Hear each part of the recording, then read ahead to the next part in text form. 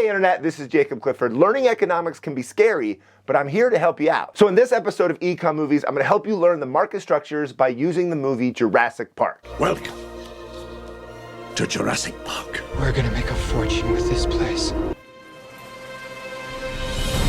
I'm going to use 4 types of dinosaurs to explain the 4 market structures: monopoly, oligopoly, monopolistic competition, and perfect or pure competition. Let's start with monopolies, the apex predator of markets. It sells a unique product with high barriers to entry. And that's the key. A monopoly can't stay a monopoly unless there's barriers preventing other firms from entering the market. A great example is Jurassic Park. It's a technological monopoly because there's only one firm that knows how to genetically engineer dinosaurs. And before you even knew what you had, you patented it and packaged it and slapped it on a plastic lunchbox, and now you're selling it. Their technological innovation gives them total market power, the ability to hold back supply to raise prices. We can charge anything we want, $2,000 a day, $10,000 a day, and people will pay it. Another way a monopoly can gain market power is by controlling natural resources, like, for example, a diamond mine. But don't assume that all monopolies are bad for consumers in society. Some of them are actually good. A natural monopoly is a market where one single firm can provide goods and services at a lower cost than multiple competing firms because of economies of scale. In other words, it's a situation when it's better to have a monopoly. The fire department, army, or electric company are all natural monopolies. Sure, there's only one seller, but that's okay because they can provide goods and services at lower costs. I love you, you love me. So whether a monopoly is considered good or bad depends on the product and the market. Think they'll have that on the tour?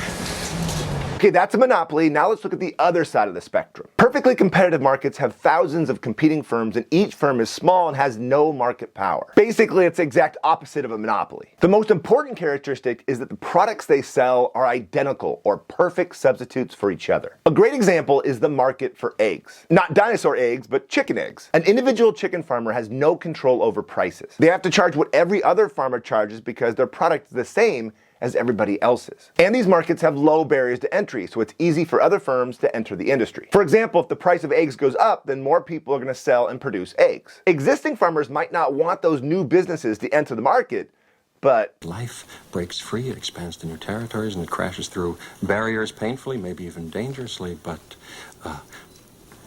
well, there it is. okay, let's move on and talk about oligopolies. To help you remember this market structure, think of a triceratops. These are markets dominated by a few large firms, like 3. Like a monopoly, they have high barriers to entry and firms have a good amount of control over the price. But because there's some competition, each firm has to be aware of the actions of the others. This is called mutual interdependence. Examples include the market for operating system or cell phones or cars. There's relatively few firms producing cars, and the market has high barriers that prevent other firms from entering the market. But there is some competition, so these firms have to think strategically when it comes to products, prices, and marketing. The result is a ton of advertising. Would you like to take it for a test drive?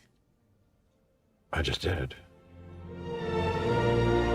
Okay, the last market structure is monopolistic competition. It combines characteristics of monopoly and perfect competition. These are markets with many small firms, but their product isn't identical, it's slightly different. So these firms have some control of the price, but because there's a lot of competition and low barriers, they don't have total control. Of course, the best example is the fast food industry. Something big is coming to McDonald's. Something of such enormous proportions.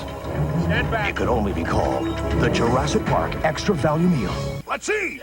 McDonald's is a major player when it comes to fast food, but there's also tons of competition. So there's many small firms selling slightly different products, so they have some control of the price, but there's also low barriers. That's monopolistic competition. Now, like oligopolies, these firms have to beat their competitors, so they also do a ton of advertising. In fact, almost every commercial you see on TV is from a firm in an oligopoly or monopolistic competition. It's just competing firms hunting for customers. Clever girl. Okay, now that you know the 4 market structures, you're gonna start seeing them everywhere. So let's practice. Based on everything you've learned, which market structure is shaving cream in? I'll give you a little time to figure it out, but if you need more, pause the video.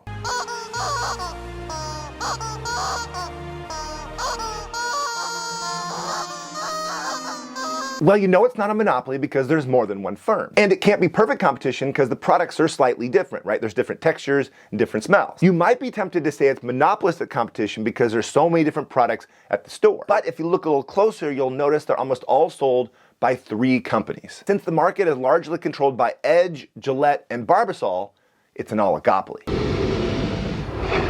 Now, obviously, you're learning these concepts to do well on your econ exam, but knowing these market structures will help you better understand how the real world operates. From the price of Taylor Swift tickets to the price of Jell-O. Now you can see that economics rules the earth.